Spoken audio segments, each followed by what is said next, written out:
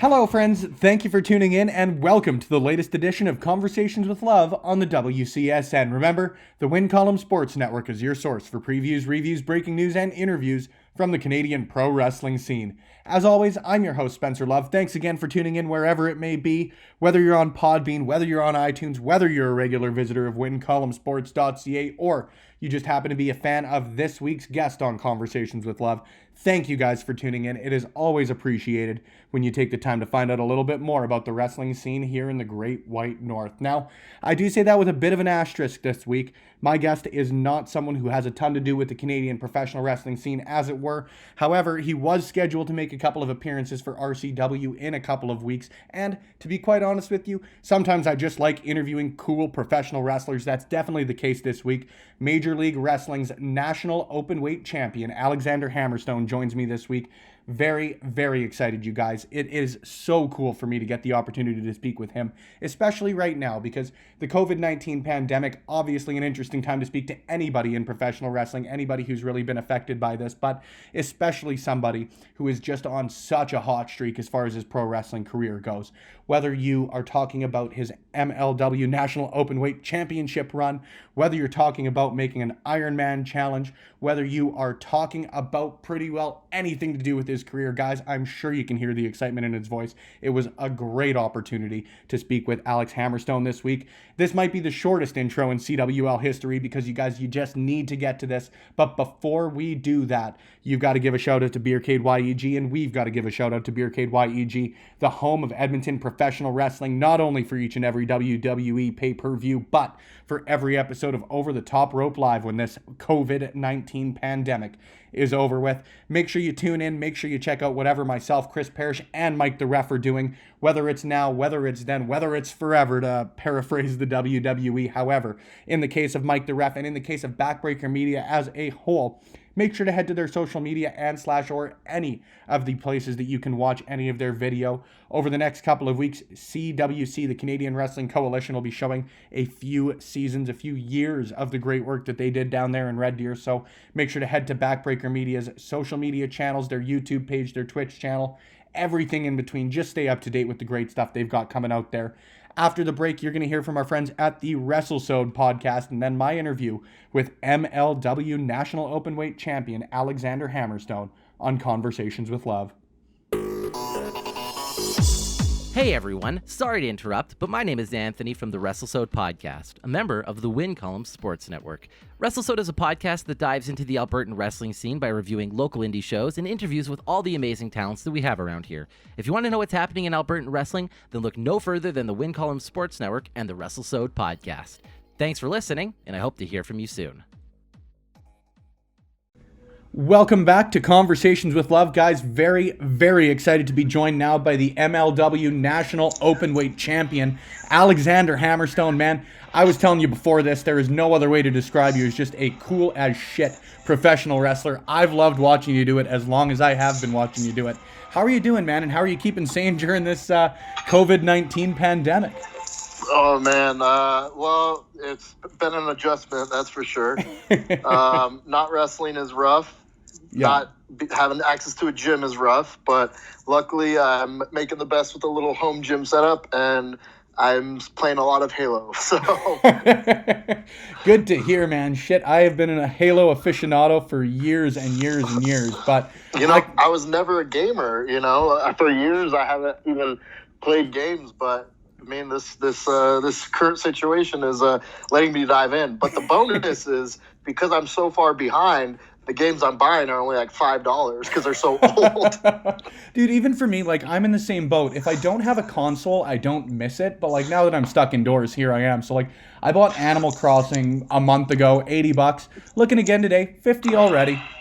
Yep. But what can you do, man? That's how it goes. Obviously, it happened a couple of weeks ago with Fusion being a taped show, but your last match that I had the opportunity to watch was against the Laredo Kid in Tijuana, Mexico. Man, what a great match. What a great opportunity from everybody I've had the opportunity to speak to as far as wrestling in Tijuana. How did you find the experience, and how did you find the match? Well, it was, the whole experience was wild just because we were on barely the cutoff of the whole pandemic, so there was like leading up to that week, like when the news was just really starting to hammer home like what was going on, and we didn't know if the show was even going to go through. The day before, or actually I think once we got into San Diego, because that's where the crew flew into to film all of our pre-tapes and stuff like that. Yep. We got our Court Bauer, the president. He sent all the guys a personal message letting them know that if they had any concerns, that they didn't feel comfortable going across the border and going to perform for such a large group, they didn't have to. Mm-hmm. And so then you're sitting there thinking, like, should we not? But I mean, I'm hard headed, and I'm gonna, I would perform tomorrow if I could. But so it was crazy in that aspect.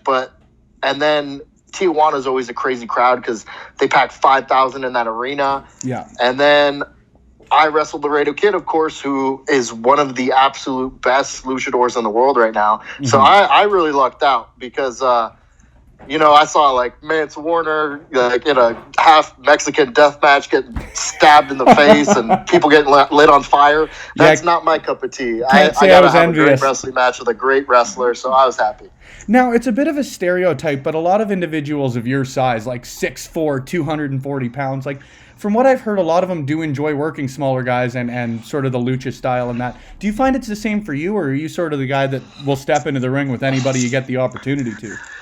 I'm definitely an anybody. Like, I like all shapes and sizes, all styles and stuff. Like, I think early in my career, I had a specific type of match I liked to do. Mm-hmm. But, as you kind of carry on, like, not only do you get bored and you want new challenges, but as you get in more demand, people want you for different things. So I think the best approach is to be flexible.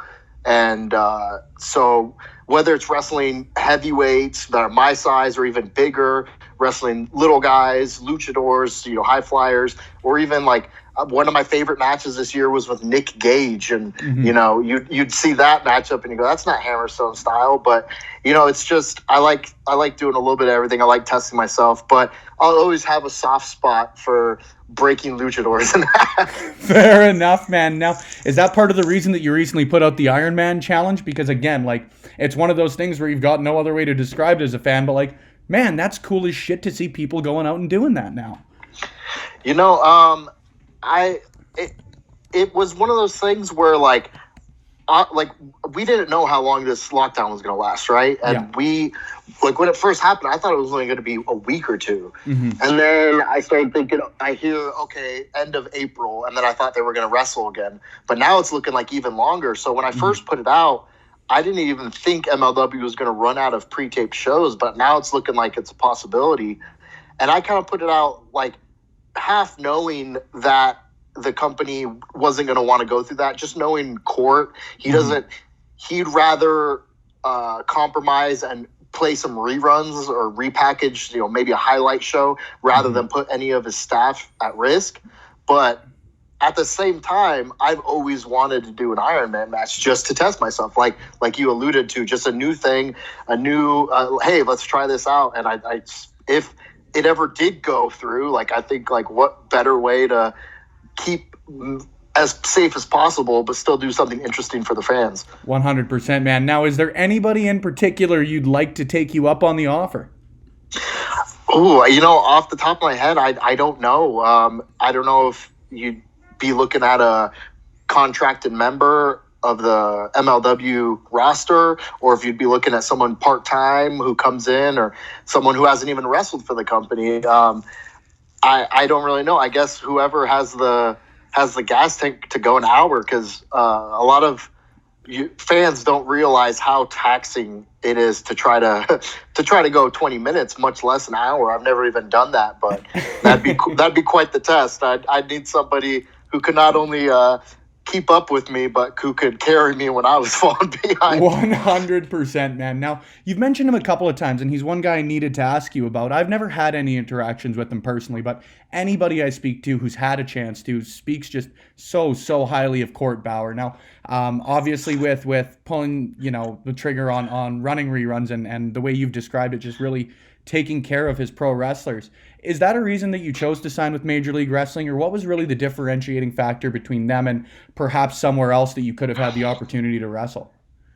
Well, so the thing was, like, realistically, there was some options on the table, and MLW kind of we kind of have the image where it's like, I don't think anything's tarnished the company's image. I think we've been on a steady climb, and people see us as that alternative that's continuing to grow. So from one aspect, it's just we have a good look. Like, there's nothing bad tarnishing the company. There's no like, oh man, they're this, that, or the other. No black eyes.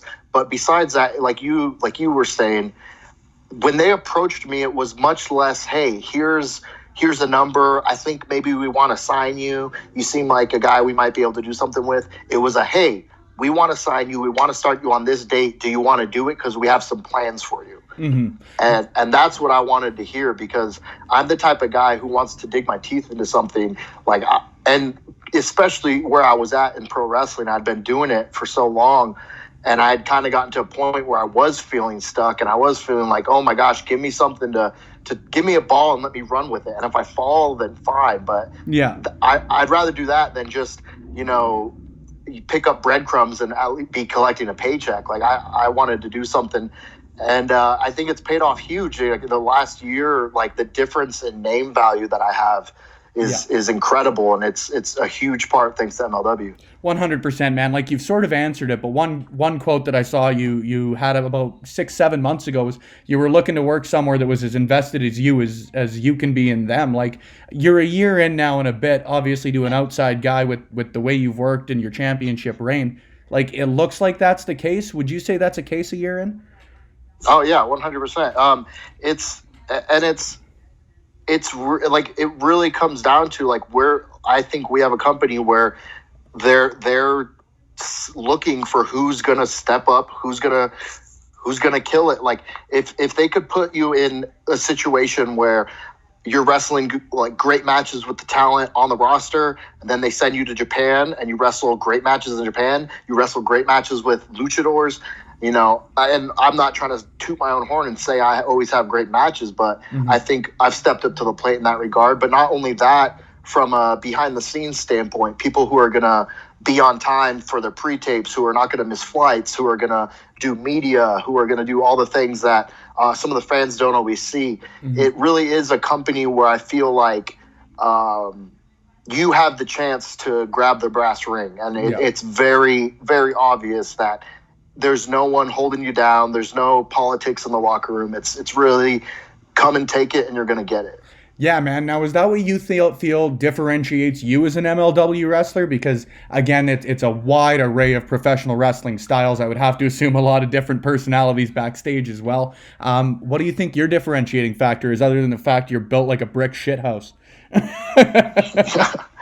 Well, one thing that, some people might not realize is I've been doing this a little bit longer than some. I'm not some 20-year veteran, but I've been doing it about 10 years, whereas some of the guys on our roster are closer to 3, 4, even 5, but that difference in time gives me a different perspective on things, a little bit more maturity, and not to say in the sense of being immature, but my maturity of, like, my vision of the business and how to conduct myself and how to play certain situations. But not only that, just the way I was trained was like a little bit old school. But I'm really think I'm seeing how the new age of pro wrestling works too, as far as carrying yourself on social media, interacting with the fans in the right way, engaging in the right way, but still maintaining those old school qualities in the ring and in my promos and the things that fans can relate to. So it's like some guys are old school, but then they're not resonating with fans of today. And then some of the new age fans are doing all the cool stuff, but they have no substance to what they're doing. So I think I'm finding a good job hitting my stride, blending those two things together. Yeah, man, like with the way my girlfriend's a scientist, the way she puts it is it's in the Goldilocks zone. Like it's not too hot, it's not too cold. It seems like you're right in that sweet spot as well, as far as, you know, you've got an old school mentality, but a very new school way of approaching it, you know. One thing that you also mentioned, whether it's American wide or the Arizonan independent scene where you sort of plied your trade, you said it's changed quite dramatically, and in your opinion, not really for the better. Is it sort of because you see that lack of old school mentality? It's hard to pin down. Like, there's definitely a sense of like the young kids, I mean, not even young kids, just like wrestlers have this okay boomer, Yeah. where they look at anyone old and, oh, you're just saying this because this or that. But it's like, no, like, like there are a lot of things in wrestling that it really is like, I could tell you the stove's hot, but you still have to touch yourself and burn your hand. Like, love that. And those old vets, like, yeah, some of them didn't move on to WWE, and some of them didn't do all this and that, and some of them are bitter and mean, but with all that time comes wisdom and knowledge, and a lot of people don't listen to any of it. But I've been lucky enough to have some really good mentors to help me. So yeah. I'm not going to say things are changing for the worse, but it's just changing. You can't argue it. But like, a lot of people like to act like, oh, pro wrestling's changing, but it's not pro wrestling. It's the world. It's music. Like, is current music worse than the Beatles? It's very easy to say, of course it's worse, but it's like, it's all subjective. It's all down to taste. There's a business for it. There's money in it. There's fans in it. So it's just a constant changing thing. And for you to try to fight the change is a battle you're going to lose. So 100%, man. I love your mentality behind it. I absolutely love it. Now, as far as Arizona goes, there's not a lot of prominent professional wrestlers out there anymore. And you look at the individuals who you can name, a lot of them have retired. For you, do you see yourself as a bit of an ambassador of like Arizonan professional wrestling? No. and here's why. I'm really not trying to crap on my own state or anything like that. Yeah. But like, coming up, it was like, there was like guys fighting over who was like the best in Arizona. And my first trainer always told me, like, I'm not training you to be an Arizona wrestler. I'm training you to be a traveled wrestler. So like, it was always strange to me, the guys who were like fighting over who was the best in Arizona, and guys getting upset over who got what spot on an Arizona show, or fighting over who's winning championships for 75 people. Yeah. And then when I did start getting certain opportunities, certain guys, talking about, oh, he only got this because he looks this way or that. And it's just like, and it's not to say it's all bad. There's a lot of talented guys in Arizona, but early in my career, I had the opportunity to really learn a lot in Vegas or up in Portland and a lot of places. So I never thought of myself too much as a certain areas guy. Like, I traveled very young in my career. I was very fortunate in that respect. Mm-hmm. So I learned from a lot of people, and if anything, Arizona is one of the states I wrestle in least. So go figure. Fair enough, man. Well, you talk about being the best, in my humble opinion, and I'm certain a ton of other people out there. The Nightmare Pendulum, the coolest finisher out there, man. How the hell did you come up with it? It's there was a move called the Shoutin' from Japan. Okay. And it's very similar. He ends up going down to his knees rather than sitting out with it. But I just remember seeing it and thinking, like, that's the most impactful thing I ever could see. The thing about me is my knees are pretty banged up, so coming down and doing a knee bump hurts. So I ended up sitting out with it, and I thought it looked a lot more vicious that way. First of all, it looks a lot more impactful. Second of all, there's no confusion of whether or not he countered it into DDT. Some people do I've seen people do a similar move where they come out and kind of rock bottom to the guy, and it almost looks like a guy countered your vertical suplex and DDT'd you. So I think the sit out was the right way to go. For some reason, I just love sit out moves. I think they look very impactful, very cool. If you watch what I do, a lot of my high impact moves, I actually sit out with them, and it's a very comfortable. It saves my knees, so that's the story there. And funny enough, when I first started using that move, I wasn't even using it as a finish. I was using something else, and one match I did it. I think maybe we double downed off it, and I got through the curtain, and the promoter goes, "Dude, that move you hit in the middle of the match was the coolest thing anyone did all night, and you didn't even pin the guy."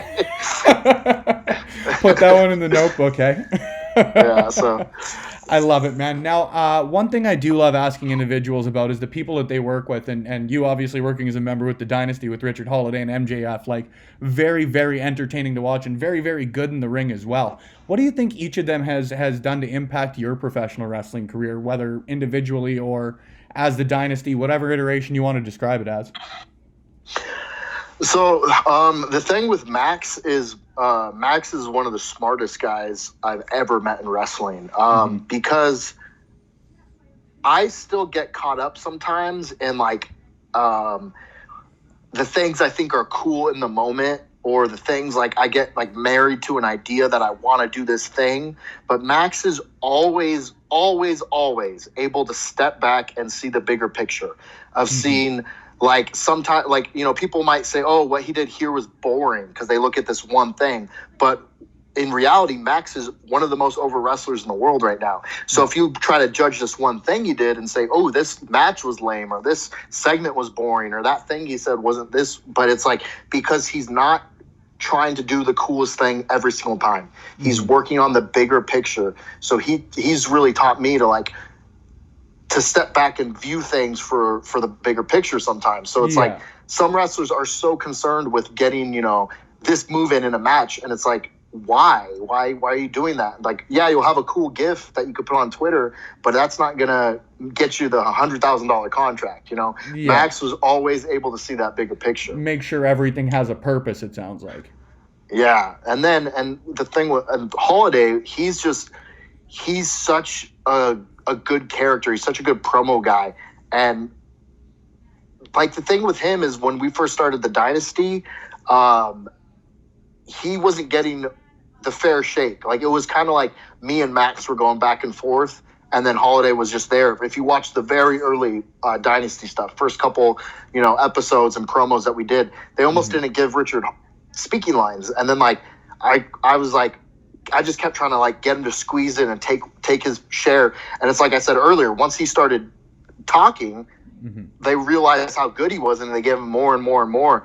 And the thing, like, I've just like learned to be more of a spontaneous character being around Holiday, because as much as people might think like we do multiple takes of promos or sit there and decide what's going to be funny, some of our most like iconic Dynasty lines, you know, are just off the cuff because we're just playing off each other. And very, very seldom do we go, ooh, let's reshoot that. Yeah. It's usually, oh, that was great. Like, let's take that, you know? So he's taught me how to be a character in the moment a lot better. I love it, man. Now, when I was speaking with Brian Pillman Jr., the thing that he mentioned is, as far as the Hart Foundation goes, is obviously it's unfortunate whenever any faction or any group loses a member, but it gave him the opportunity to really develop more of an individual persona and really take up a bit more of the limelight.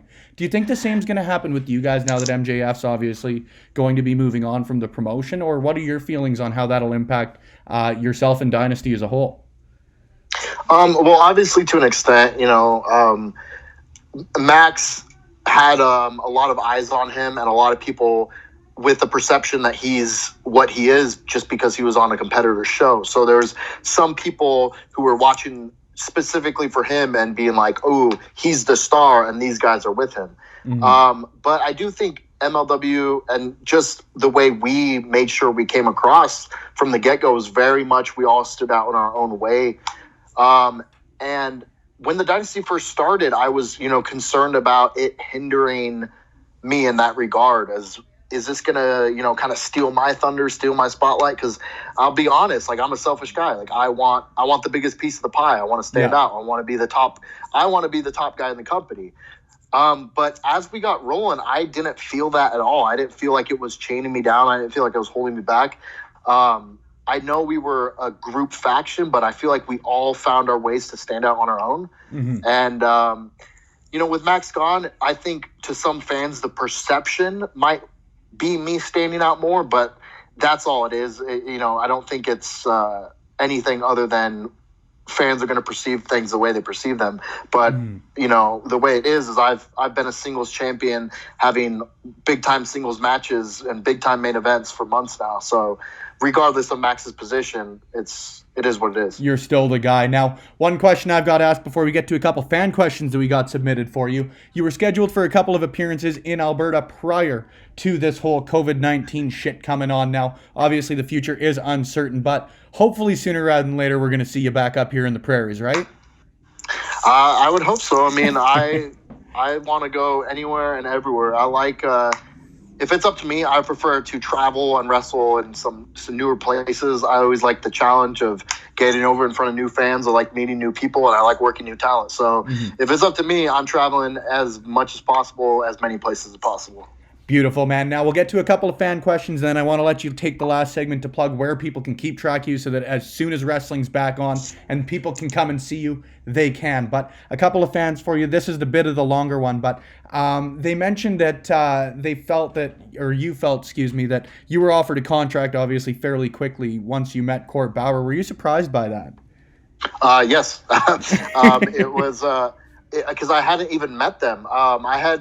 I had contacted MLW when they first rebranded because I'm very good friends with Gangrel, David Heath. Yep. And we were just kind of shooting the shit one day, and he brought them up. He's like, "Hey, I did a one-off for these guys. They might be a good place for you to work." So I sent an email, and they were very nice, but nothing ever came from it. And then pretty much beginning of 2019, they sent me an email asking me a handful of questions about working there. Mm-hmm.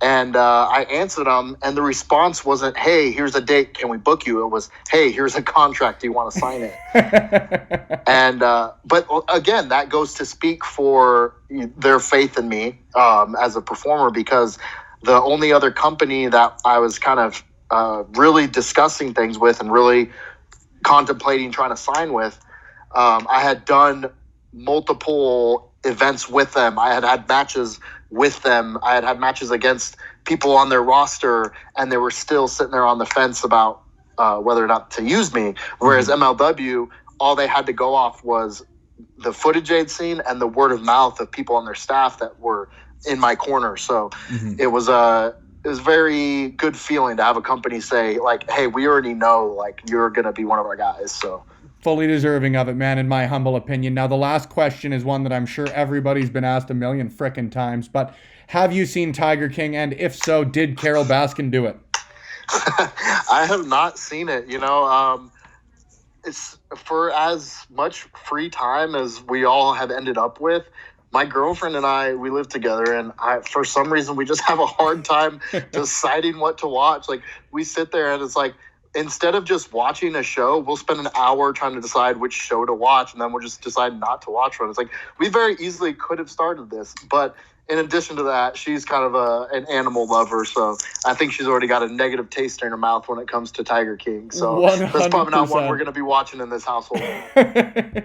Can't say I blame you or her on that one, my friend Alex. It was great to have you on, man, and I can't say it enough. It was so thoroughly appreciated. I always like to leave the last segment of the show for my guests to plug where people can see them, how they can keep track of them, and everything in between. So before I let you go here on this week's Conversations with Love, where can people keep track of Alex Hammerstone?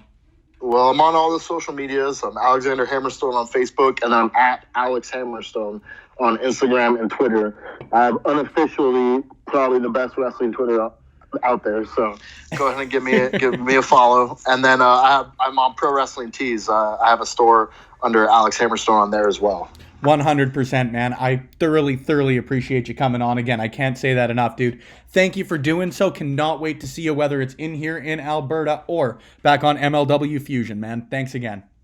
Thank you, brother. You take care. You too, friend. When we come back on Conversations with Love, lots of guest announcements, so stay tuned after the break for those on the WCSN. When things aren't going right for your team, you scream at the television. When things are going right, you throw up a fist pump. The Win Column Sports Network puts your passion into words. Along with our affiliates Below the Ice, Duncan Duma, and Backbreaker Media, the Win Column Sports Network provides professional level coverage of semi-professional franchises, athletes, and organizations in Edmonton. Get in the Win Column with a fan's perspective on local sports with stories you can only find online at wincolumnsports.ca.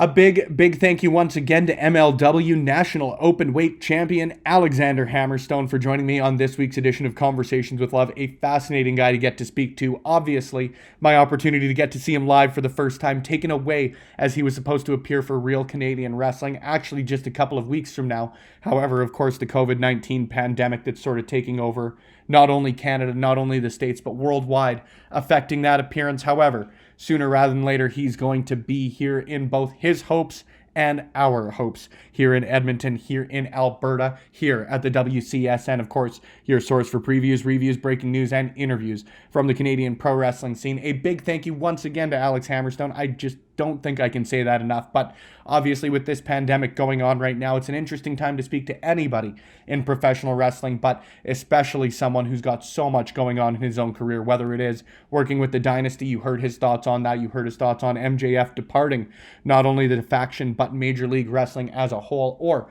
whether it's just getting to pick his brain about stuff like coming up with the Nightmare Pendulum, his wrestling in Arizona, everything in between, man. What a cool conversation to get to have, and very, very grateful for the opportunity to get to do so, as I am with all my guests here on Conversations with Love. Now, coming up in the next little bit, a lot of exciting guests that I know you guys don't want to miss out on here on the WCSN. So wherever you may be listening today, don't forget to subscribe, whether it's Podbean, SoundCloud, whether you're iTunes person, whether you're a regular visitor of wincolumnsports.ca. Make sure to subscribe, because otherwise you may miss out on a few of the upcoming guests I've got, including next Wednesday's interview with Steve Rivers, a guy who I have wanted to interview forever. I feel like I repeat myself every time I say that, but a guy who I tried to interview actually a couple of months ago, but an equipment malfunction on my end, as we like to call it here in the industry, the quote-unquote technical times happening on my end, but finally able to connect via Skype for this one. Great to get to speak with him. I've also got interviews coming up next week, or in the next couple of weeks,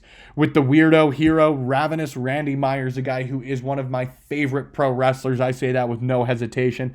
Blake Cannon will be joining me on the show as well, one of the stars of Monster Pro Wrestling. I've got Maverick Jack coming up, and a whole lot more coming up here, not only with myself, but the WCSN. So please, I can't say it enough, subscribe if you can, leave a review if you're feeling saucy, but don't forget to stay up to date with the wrestling scene here in the Great White North.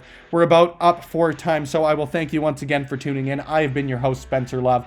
I will talk to you on Wednesday.